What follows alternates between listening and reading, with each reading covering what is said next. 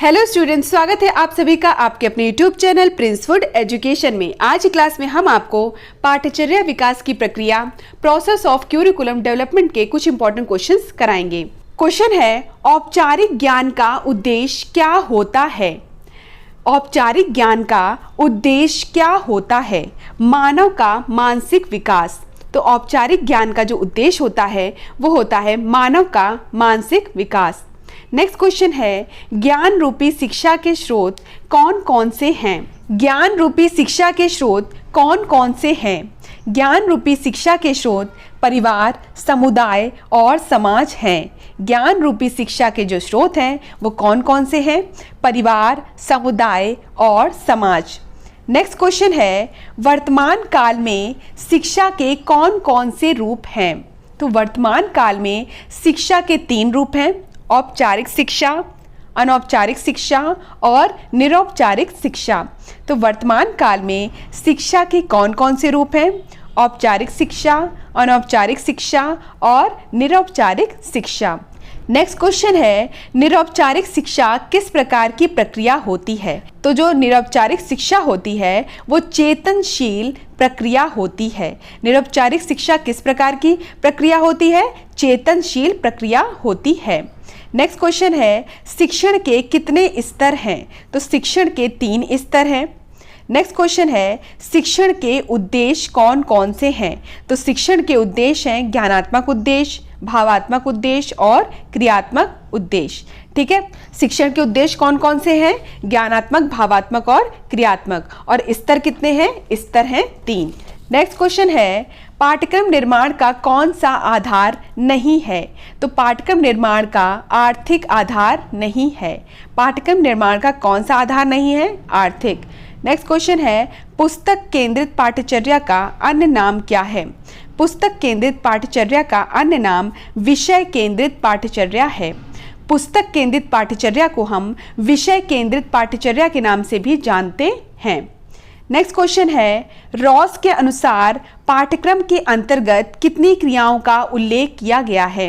Ross के अनुसार पाठ्यक्रम के अंतर्गत जो क्रियाएं हैं उसमें कितनी प्रकार की क्रियाओं का उल्लेख किया गया है?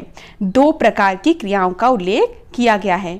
रॉस के अनुसार पाठ्यक्रम के अंतर्गत 2 प्रकार की क्रियाओं का उल्लेख किया गया है।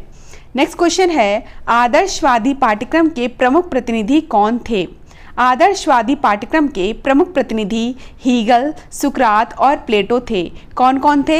हीगल, सुकरात और प्लेटो। नेक्स्ट क्वेश्चन है, पाठ्येतर पाठ्यचर्या के अंतर्गत कौन आते हैं? पाठ्येतर पाठ्यचर्या के अंतर्गत एनसीसी, रेड क्रॉस, स्काउटिंग आते हैं। पाठ्येतर पाठ्यचर्या के अंतर्गत एनसीसी, रेड क्रॉस और स्काउटिंग आते हैं। नेक्स्ट क्वेश्चन है, माध्यमिक शिक्षा के लिए उपयुक्त विधि कौन सी है? माध्यमिक शिक्षा के लिए उपयुक्त विधि प्रदर्शन विधि है। कौन सी विधि है? उपयुक्त प्रदर्शन विधि। नेक्स्ट क्वेश्चन है, क्या 3 R's के अंतर्गत नहीं आता है? 4 ऑप्शन दिए गए हैं। पहला है पढ़ना, दूसरा ऑप्शन है लिखना, तीसरा ऑप्शन है गणित, चौथा ऑप्शन है अनुक्रिया। जो 3 R's में पढ़ना आता है, लिखना आता है, गणित आता है, लेकिन अनुक्रिया जो है वो 3 R's के अंतर्गत नहीं आती है। ठीक है, 3 R's के अंतर्गत क्या नहीं आता है? अनुक्रिया नहीं आती है। और क्या आता है? पढ़ना आता है, लिखना आता है और गणित आता है। ठीक है, नेक्स्ट क्वेश्चन है, पाठ्यचर्या परिकल्पना के अंतर्गत आने वाले तत्वों में से क्या नहीं है? पाठ्यचर्या परिकल्पना के अंतर्गत आने वाले तत्वों में से लक्ष्य तथा उद्देश्य, पहला ऑप्शन। दूसरा है अधिगम कार्य तथा अनुभव, तीसरा ऑप्शन है विषय वस्तु और चौथा है ज्ञान। तो पाठ्यचर्या परिकल्पना के अंतर्गत आने वाले तत्वों में से ज्ञान नहीं है, बाकी लक्ष्य तथा उद्देश्य, अधिगम कार्य तथा अनुभव, विषय वस्तु है। नेक्स्ट क्वेश्चन है, क्या पाठ्यचर्या परिकल्पना का चरण नहीं है? पहला है स्थिति विश्लेषण, दूसरा है पाठ्यचर्या घटकों की पहचान, तीसरा है तार्किकता का विकास, चौथा है मूल्यांकन। पाठ्यचर्या परिकल्पना का चरण कौन सा नहीं है? मूल्यांकन। बाकी कौन कौन से चरण हैं? स्थिति विश्लेषण भी है, पाठ्यचर्या घटकों की पहचान भी है, तार्किकता का विकास भी है। नेक्स्ट क्वेश्चन है, शिक्षा से मेरा अभिप्राय बालक एवं मनुष्य के शरीर, मस्तिष्क एवं आत्मा के सर्वोत्तम अंश की अभिव्यक्ति है। किसका कथन है? महात्मा गांधी जी का कथन है। महात्मा गांधी जी का कथन है कि बालक एवं मनुष्य के जो शरीर, मस्तिष्क एवं आत्मा के सर्वोत्तम अंश की जो अभिव्यक्ति है वो क्या है? शिक्षा है। उन्होंने कहा है, महात्मा गांधी जी ने, कि शिक्षा से हमारा जो अभिप्राय है वो बालक एवं मनुष्य के शरीर, मस्तिष्क एवं आत्मा के सर्वोत्तम अंश की अभिव्यक्ति है। नेक्स्ट क्वेश्चन है, पाठ्यक्रम कैसा होना चाहिए? पाठ्यक्रम छात्र केंद्रित होना चाहिए। पाठ्यक्रम कैसा होना चाहिए? छात्र केंद्रित। नेक्स्ट क्वेश्चन है, शिक्षा का शाब्दिक अर्थ क्या है? नेतृत्व देना। शिक्षा का शाब्दिक अर्थ क्या है? नेतृत्व देना।